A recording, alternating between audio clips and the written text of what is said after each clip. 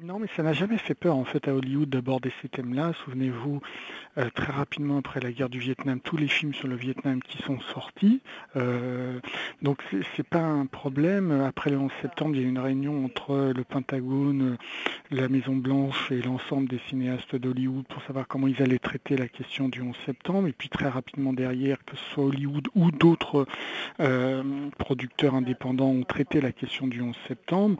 Et puis regardez aujourd'hui sur les écrans un film qui aurait pu faire partie de la sélection, c'est World Invasion, Battle de Los Angeles, qui montre comment les Américains perçoivent l'invasion. Alors évidemment là ce sont des extraterrestres, mais ça signifie et ça parle beaucoup sur la manière dont ils perçoivent ce monde et les dangers, les menaces qu'il y a autour d'eux.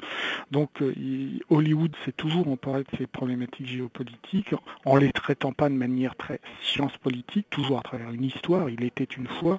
Et c'est ce qui m'intéresse aussi dans cette sélection, c'est que j'ai pris des films qui racontent une histoire. Et à partir de cette histoire, ce qui m'intéresse, c'est de voir en quoi le cinéaste a voulu dire des choses, a voulu nous parler de ce monde, et en quoi il est intéressant de croiser son regard, celui du cinéaste, avec celui de l'expert, du scientifique, et surtout celui du grand public.